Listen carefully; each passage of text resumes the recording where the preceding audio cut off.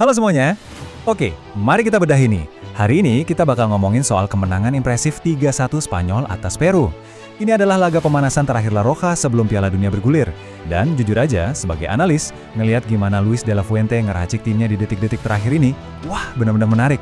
Kita dapat banyak banget petunjuk berharga soal seberapa siap sih skuad ini sebenarnya untuk bertarung di panggung terbesar.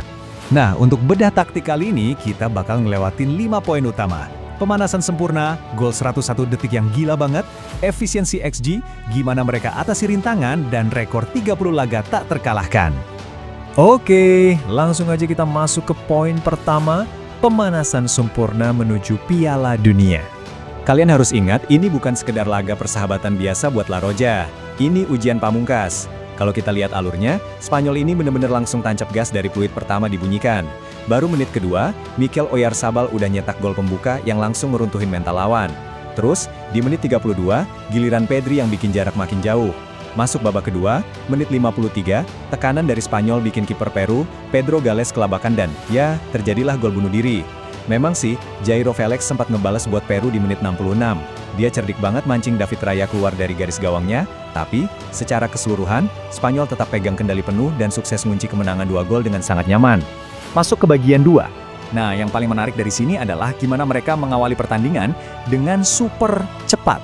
101 detik. Bayangin, cuma butuh waktu kurang dari 2 menit buat Mikel Oyarzabal ngerobek gawang Peru dari jarak 25 yard.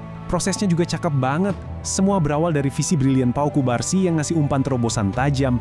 Pertahanan Peru kelihatan kaget dan telat ngerespons, terus dihukum langsung sama tembakan jarak jauh yang fantastis dari Oyarzabal. Gebrakan kilat di 101 detik pertama ini benar-benar langsung mendikte seluruh ritme pertandingan. Dan ngomong-ngomong soal Oyarzabal, coba lihat angka 6 ini.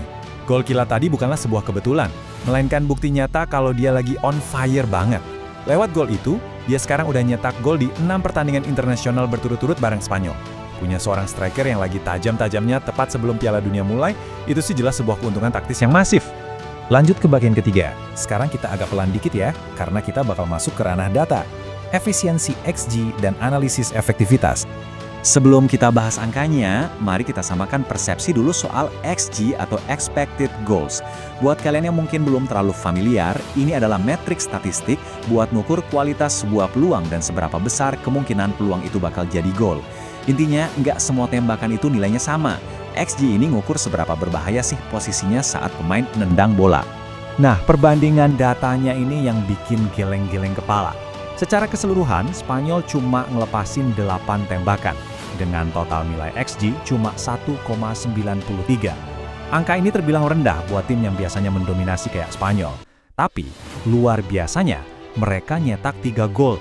Fakta paling gilanya adalah, mereka sukses mencetak gol dari kedua tembakan tepat sasaran yang mereka catatkan secara resmi. Bener-bener klinis.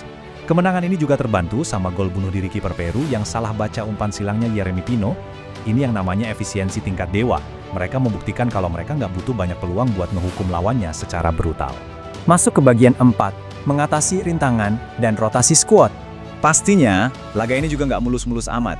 Kekuatan sejati tim juara itu biasanya kelihatan dari cara mereka beradaptasi sama masalah. Pertama, mereka main di dataran tinggi Puebla, Meksiko, yang pastinya bikin fisik pemain lebih cepat ngos-ngosan. Tapi Spanyol bisa ngatasin itu. Kedua, absennya wonderkid Lamine Yamal yang masih berlanjut. Alhasil, Luis de la Fuente harus muter otak dan geser Ferran Torres ke sayap kiri. Emang sih, Ferran sempat buang 2 peluang emas, tembakannya melebar. Tapi coba lihat ketahanan mentalnya, dia nggak down, dan pada akhirnya sukses ngasih asis cantik buat gol kedua dari Pedri. Kemampuan adaptasi taktis dan mental kayak gini bakal vital banget pas turnamen nanti. Dan akhirnya, bagian kelima, 30 laga tak terkalahkan. Jadi, poin krusialnya ada di angka 30 ini.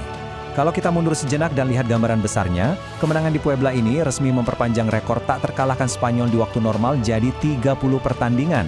30 laga di level internasional tanpa ngerasain kekalahan di waktu normal, itu pencapaian yang gila.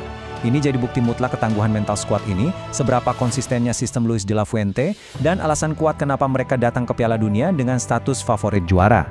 Dan semua ini menyisakan satu pertanyaan besar yang menggantung. Ngelihat efisiensi mematikan mereka di depan gawang, dipadukan sama mentalitas baja buat ngadepin kondisi alam dan masalah rotasi, adakah tim yang benar-benar bisa menghentikan La Roja di Piala Dunia nanti? Data dan performa mereka di lapangan sejauh ini udah ngasih argumen yang sangat meyakinkan. Saya sih nggak sabar buat lihat gimana taktik mereka berjalan di panggung terbesar nanti. Oke, sampai di sini dulu bedah taktik kita. Terima kasih sudah menyimak, dan sampai jumpa di analisis berikutnya.